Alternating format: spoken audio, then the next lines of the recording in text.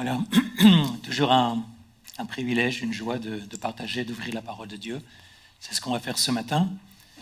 Et cette semaine, je me suis interrogé sur cette notion du temps qui passe à grande vitesse même. Et c'est un sujet, un thème qui, depuis toujours, m'intéresse. Comment gérons-nous notre temps? Qu'est-ce que nous mettons dans nos journées? Chacun a 24 heures, on est bien d'accord. C'est la seule richesse que nous avons tous en commun. Et en même temps, c'est la plus grande de nos richesses. Parce que le temps, on est tous égaux par rapport à ces 24 heures que nous avons chaque jour, ces semaines, ces mois, ces années. Et le Seigneur désire que notre temps soit utilisé de la meilleure manière possible. Qu'il n'y ait pas de mauvaise gestion du temps. Qu'il n'y ait pas de gaspillage du temps.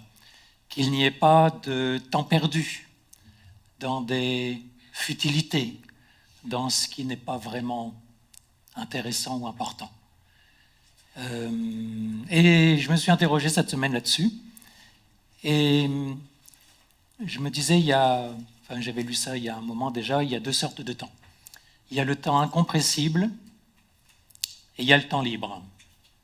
Le temps incompressible, vous allez vite comprendre, c'est le temps qu'on est obligé de consacrer à tout un tas d'activités de notre vie. Dormir, par exemple, ça c'est un temps incompressible parce qu'il nous est nécessaire de dormir et on ne peut pas se passer de dormir. Manger, s'alimenter, ça fait aussi partie du temps incompressible. Prendre soin de sa santé, gérer notre vie, travailler, même si de plus en plus on parle au niveau du travail de gestion du temps. On peut travailler à mi-temps, par exemple, on peut travailler à plein temps. Donc je dirais que ce n'est pas tout à fait un temps incompressible.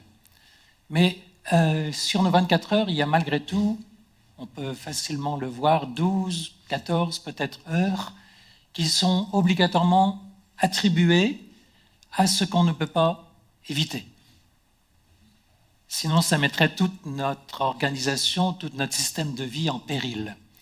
Donc, on n'est pas parfaitement libre par rapport au temps parce qu'il y a ce temps incompressible qui est forcément accaparé et indispensable pour un certain nombre d'activités, je dirais, de la vie de tous les jours. Pas de marge de manœuvre, ou peu. Et puis après, on pourrait dire qu'il y a le temps libre. Le temps libre, c'est tout le temps qui me reste une fois que, dans une journée de 24 heures, eh bien, ce temps incompressible a été passé. C'est du temps où, en théorie, je peux décider de ce que je vais faire. Je peux aller me promener, je peux rester à la maison, je peux regarder une vidéo, je peux lire un bon bouquin, je peux lire la parole de Dieu. Ça, c'est ce qu'on appelle le temps libre. Et ce temps libre, il est vraiment utile. Et c'est surtout là-dessus que je voudrais, en quelques mots, si vous voulez bien, parler ce matin. Le temps qui nous reste, et surtout ce temps auquel le Seigneur Jésus accorde énormément d'importance. Vous connaissez bien la parabole des talents. La parabole des talents, elle est directement liée au temps qu'il nous reste pour servir notre Maître.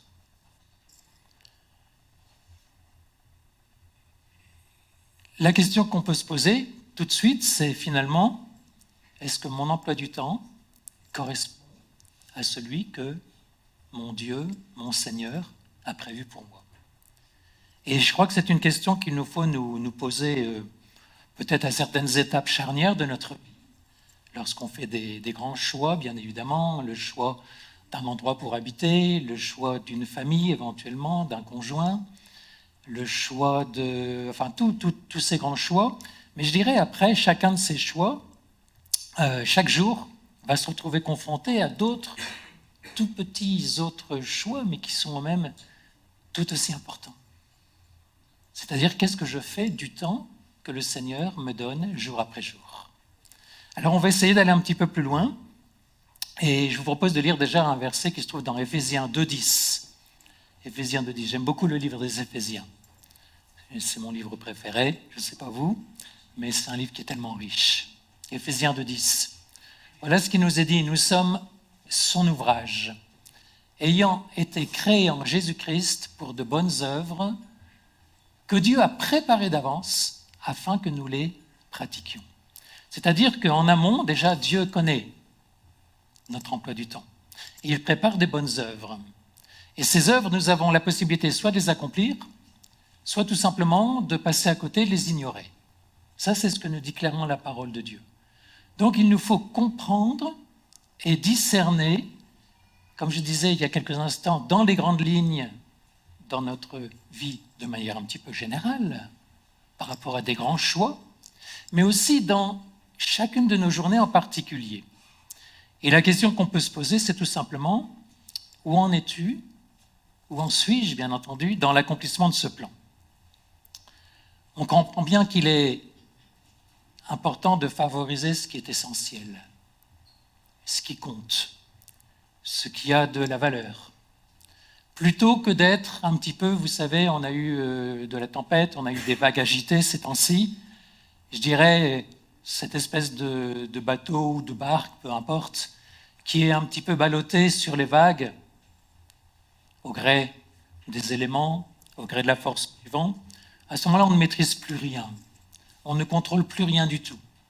Et je dirais qu'on n'est plus en mesure d'avoir un emploi du temps qui correspond à ce que le Seigneur désire, mais je dirais que ce sont les circonstances qui décident.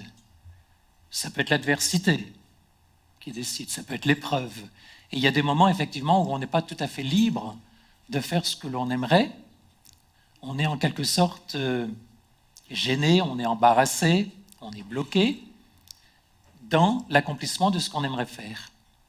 Mais là, je vais parler de manière plus générale et insister donc sur l'importance d'organiser notre vie en fonction de ce que le Seigneur désire.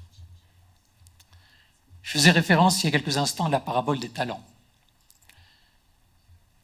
Dans la parabole des talents, on est invité à comprendre et à connaître les talents que nous avons. Nous n'avons pas tous les mêmes talents. Les talents que j'ai, vous ne les avez pas forcément. Et bien évidemment, vous avez des talents que moi je n'ai absolument pas. Un chirurgien, un garagiste, un boulanger, toutes ces professions ont des compétences diverses. Et ce serait assez absurde si on n'a pas eu la formation d'un bon boulanger, d'un bon garagiste, d'un bon chirurgien. Ça serait absurde de vouloir essayer d'occuper des fonctions, des postes qui ne correspondent pas à mes capacités, à mes compétences. Et donc déjà, comprendre et connaître quels sont mes talents. Est-ce qu'on se pose la question de temps en temps? Est-ce que de temps en temps, on réévalue un petit peu notre vie en disant « mais est-ce qu'il est toujours bon que je continue dans telle ou telle activité, dans tel ou tel service? Peut-être que j'ai fait ça depuis 10 ans, 15 ans, 20 ans, et j'en déduis tout naturellement que dans les 10 prochaines années, c'est comme ça que ça va se passer. » Mais pas forcément. Le Seigneur peut nous inviter, d'une part, à découvrir des nouveaux talents, et puis aussi à mettre en sommeil pendant un temps des compétences que nous avons pour en faire émerger d'autres, peut-être. Le tout, je pense, c'est quelquefois de se poser de bonnes questions et puis de se dire, mais finalement, quel est ce à quoi, enfin, quelle est l'activité, quelle est la tâche à laquelle le Seigneur m'appelle? Et je crois que c'est important de se poser ces questions.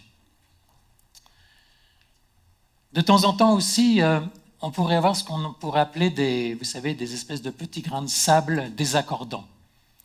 Les musiciens qu'on a là, avec notre merveilleuse équipe de louanges, savent bien qu'un instrument peut très vite être désaccordé. Une guitare qui a 6 cordes, par exemple, Valérie, si la corde de sol est désaccordée, c'est l'ensemble de la guitare qui va produire un son qui ne sera plus comme il devrait. Et peut-être il suffit, sur cette corde en particulier, s'il n'y en a qu'une, peut-être qu'il y en a 2 ou 3. On va imaginer qu'il n'y en a qu'une, on va être positif. Une seule suffit. Eh oui, malheureusement. Et donc, uniquement cette corde, si c'est celle qui ne permet plus à l'instrument de bien jouer, eh bien, a besoin d'être réaccordée.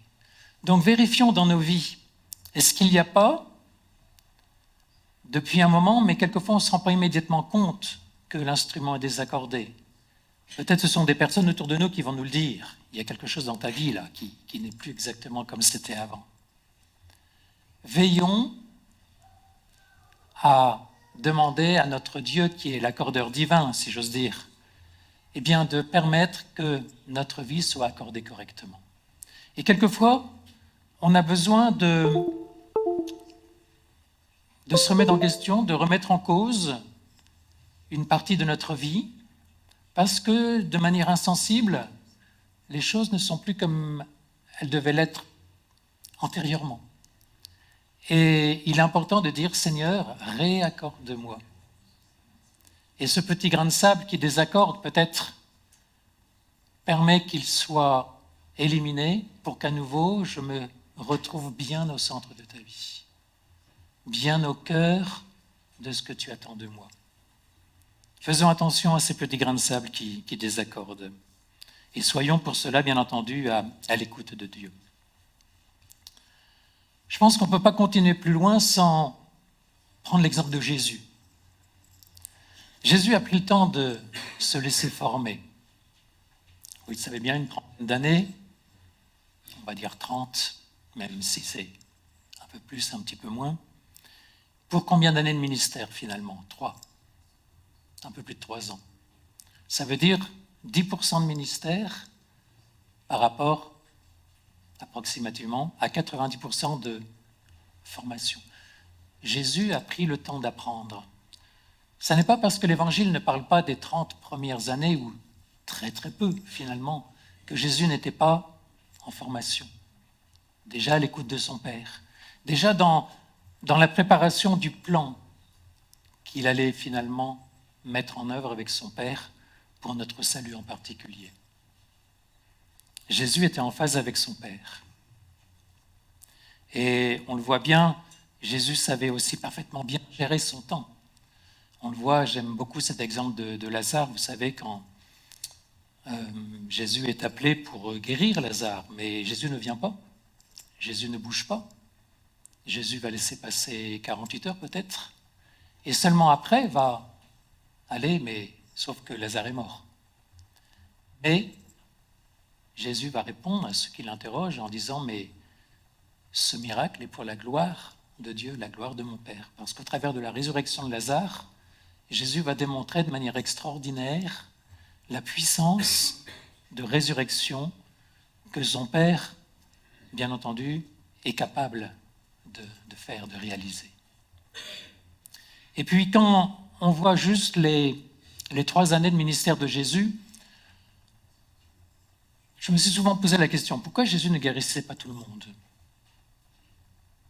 Il y a bien des gens, Jésus aurait pu guérir bien davantage. Il ne l'a pas fait. Ou bien tout simplement, une autre question peut-être qu'on pourrait trouver étonnante, mais quand même, pourquoi Jésus n'a-t-il pas eu un ministère de 10 ans, 15 ans, 20 ans, 30 ans? C'est court quand même, 3 ans, 3 ans et demi. Mais tout ça était dans l'agenda parfait de son Père. Et il y a des détails qu'on ne comprend pas dans l'agenda du Père, mais ce que je sais, c'est que Jésus était parfaitement en phase avec la volonté de son Père et il a parfaitement réalisé ce que son Père lui demandait. Jésus aurait pu guérir bien davantage. Il ne l'a pas fait, pour des raisons peut-être qui nous échappent. Mais ce que je sais, c'est qu'il vivait avec cet agenda du Père dans une paix parfaite. Je propose de lire dans Jean 11, 28, ce que Jésus expérimentait lui-même dans la gestion du temps, et puis également ce à quoi nous sommes appelés à vivre. Jean 11, 28, j'ai l'impression qu'il y a une petite erreur, c'est moi qui ai dû mal recopier un verset. On va laisser cette référence, si vous voulez bien. Je crois que ça fait référence à Lazare, à nouveau. On va aller plus loin, excuse-moi Olivier, j'ai induit en erreur. Je vous propose de lire un autre texte, alors, qui se trouve dans Exode 3, 2. C'est l'épisode du buisson ardent que vous connaissez. L'ange de l'Éternel lui apparut, donc il apparaît à Moïse, on est bien d'accord, dans une flamme de feu, au milieu d'un buisson. Moïse regarda, et voici le buisson était tout en feu, et le buisson ne se consumait point. Voilà un buisson, chose étonnante, qui brûle et qui pour autant ne se consume pas. Ça m'a souvent interrogé, cette histoire, cet exemple de buisson ardent. Et je me suis posé la question, mais comment est-il possible que quelque chose qui brûle ne se consume pas?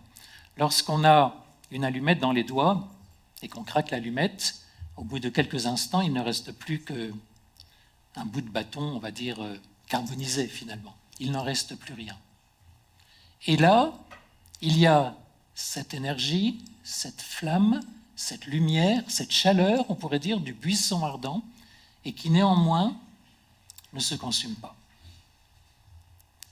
Alors je vais demander à Loïc, si tu veux bien venir, essayer de comprendre comment fonctionne le buisson ardent. Buisson ardent, lampe à huile. D'accord?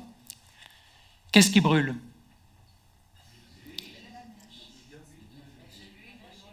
L'huile ou la mèche? Ou l'huile tout seul? Ou la mèche? Ou les deux? Les deux. Oui. Alors, l'oxygène, c'est ce qui est nécessaire. Mais c'est vrai, d'une certaine manière. Ce qui brûle, c'est avant tout l'huile.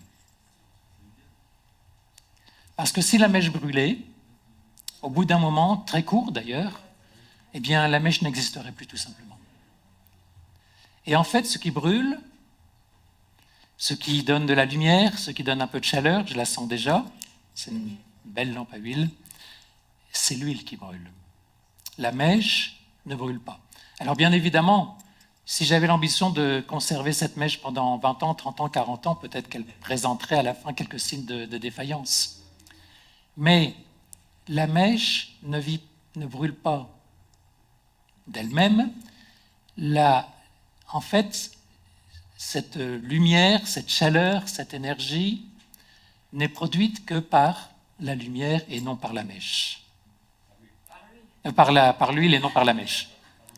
Par l'huile et non par la mèche. Et je pense que c'est un petit peu l'image de notre vie. Et peut-être ça nous aide un tout petit peu à comprendre cette image du buisson ardent. La mèche ne se consume pas parce qu'elle est parfaitement alimentée en huile. Et la mèche n'a pas, je dirais, si la mèche pouvait penser, imaginer, parler, la mèche n'a pas de raison de s'inquiéter, de se préoccuper. Aussi longtemps, et je pense que tu as mis suffisamment d'huile, aussi longtemps qu'il y a suffisamment d'huile dans le petit réservoir, eh bien ma lampe à huile va fonctionner. Ce n'est pas le travail de la mèche, c'est le travail de l'huile. Et je crois que dans notre vie, notre piège par rapport à la gestion du temps, et donc de nos forces et de nos énergies, parce qu'inévitablement le temps va manger notre force, le temps va manger notre énergie, eh bien je pense que inévitablement, dans cette image, si vous voulez, si moi, dans ma vie, j'essaie de vivre en tant que mèche uniquement, sans l'énergie divine, sans le Saint-Esprit, je vais finir par m'épuiser. Et une mèche qui ne serait pas alimentée par l'huile, donc on le voit bien, on le sait bien maintenant, en l'espace de quelques secondes serait complètement consumée. Notre vie ne doit pas être consumée. Notre vie doit être en permanence alimentée par l'huile du Saint-Esprit. Et c'est pour ça que cette illustration de l'Esprit comme étant cette huile, hier à la réunion d'intercession, on parlait justement de ces vierges qui ont des lampes. Certaines ont un bon réservoir d'huile, et puis d'autres non. Et on se disait que finalement, ce n'est pas l'énergie qui est dans la Vierge qui compte, son énergie personnelle, son énergie propre, mais c'est prioritairement l'énergie externe. Et nous avons le Saint-Esprit en nous.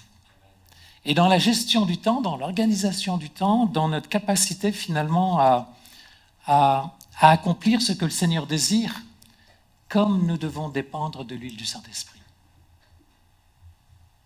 Tout à l'heure, je disais à Loïc qu'une image est plus parlante que 1000 mots.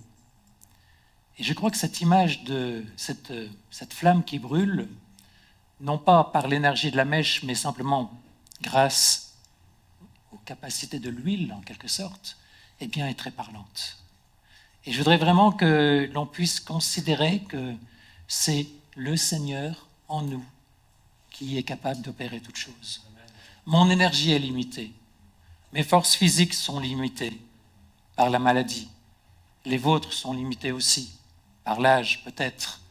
Et puis parce que nous sommes dans un corps qui est malheureusement déchu d'une certaine manière, qui n'est plus tel qu'il devrait être. On recevra un corps glorieux là-haut. Mais aujourd'hui, nous n'avons pas ce corps encore glorieux, encore dans l'immédiat, si vous voulez. Et on a vraiment besoin donc de cette alimentation de l'Esprit de Dieu en nous. Je repensais à l'autre image d'un bon nageur. Vous savez, quand on apprend à nager, on a plutôt tendance à se battre contre l'eau. On brase beaucoup d'eau, ça fait peut-être un peu de mousse, mais ça ne produit pas grand-chose. Le bon nageur, lui, il a appris à s'appuyer sur l'eau. Et alors qu'un nageur débutant considère l'eau plutôt comme un ennemi, comme une difficulté, comme une crainte, une peur, un nageur expérimenté, au contraire, va considérer l'eau comme un appui, comme une aide, et va s'appuyer justement sur l'eau pour pouvoir nager dans les meilleures conditions possibles.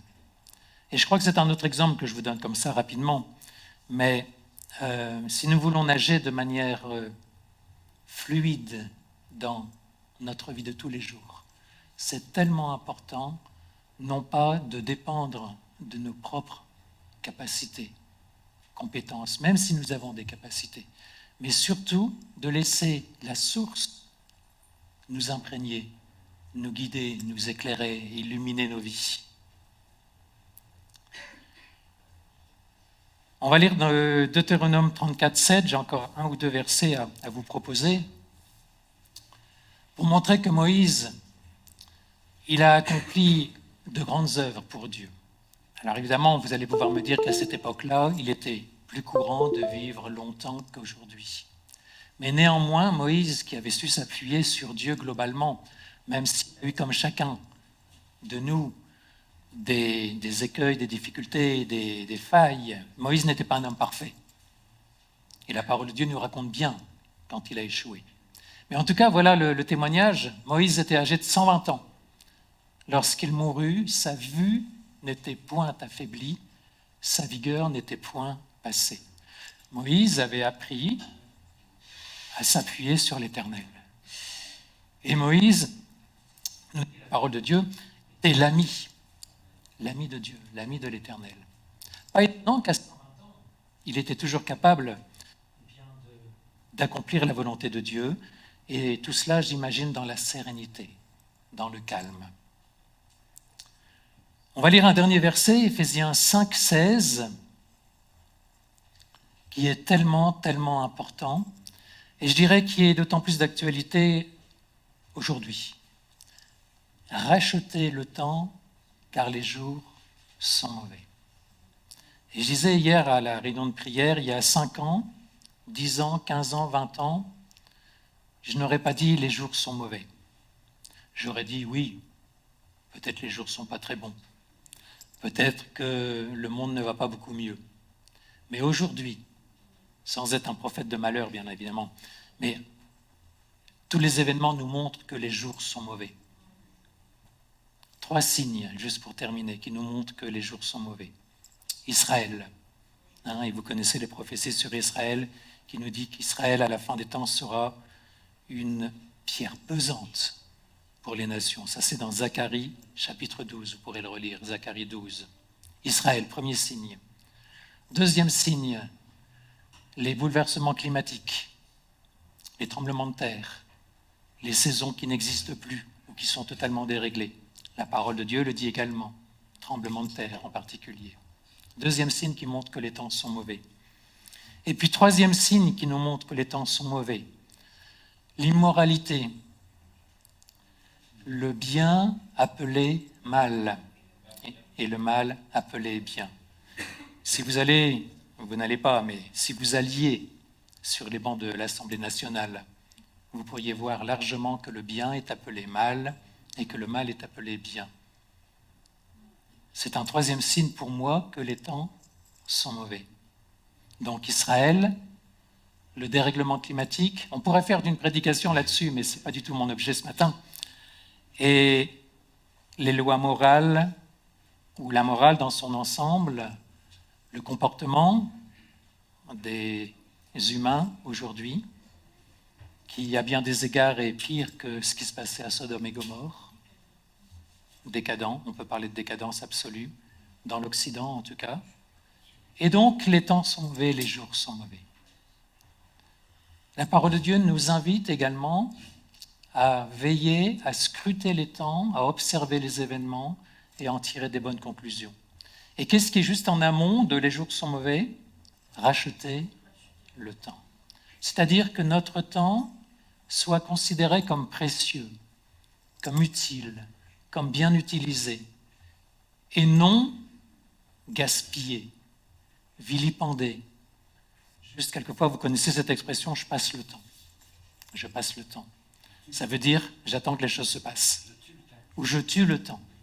Je tue le temps, comme si le temps effectivement était un ennemi qu'il nous fallait tuer parce que nous sommes désœuvrés, parce que nous n'avons pas de but, parce que nous n'avons pas de sens à notre vie. Le Seigneur veut que notre temps soit parfaitement utile pour sa gloire, et je dirais tout simplement parce que c'est ça qui va nous épanouir, c'est ça qui va nous équilibrer. Et donc je voudrais vous encourager, parce que je le dis peut-être avec une forme de gravité, mais si vous avez un tout petit peu de bon sens ou de clairvoyance, vous allez arriver au même diagnostic que moi concernant notre époque. Nous sommes dans des temps compliqués, dans des temps difficiles, et il ne devrait pas être question de mettre, vous savez, comme l'autruche, la tête dans le sable, mettre la poussière sous le tapis, mais au contraire de guetter, de surveiller les bonnes occasions que le Seigneur nous donne dans une journée de faire le bien, de faire ce qui est juste, de faire ce qui est utile. Et puis de manière plus globale, et peut-être m'adresser aux plus jeunes, dans les grands choix d'orientation de ta vie, si tu es confronté à des grands choix, fais les bons choix dans tes études. Fais les bons choix par rapport à une activité professionnelle. Fais les bons choix par rapport à la recherche d'un conjoint. C'est l'heure des choix et c'est l'heure de bien utiliser notre temps. Voilà ce que je nous souhaite pour ces semaines, ces mois à venir. Personne ne peut présager de ce qui va se passer en 2024, en 2025. Mais ce verset est tellement important. Racheter le temps, les jours sont mauvais. Ou comme les jours sont mauvais, je le mets un petit peu à l'envers, si vous me permettez, puisque les jours sont mauvais, étant donné que les jours sont mauvais, il est tellement important que tu, d'autant plus, rachètes le temps et que tes journées soient vraiment bien utilisées. Ne sois pas passif. Ne laisse pas les événements diriger à ta place. Ne laisse pas les 1000 occupations d'une journée décider de ce que tu vas faire de ta vie. Mais prends vraiment, avec la grâce de Dieu et donc son huile, bien évidemment, prends les choses en main et demande au Seigneur de te guider. Demande au Seigneur de te diriger.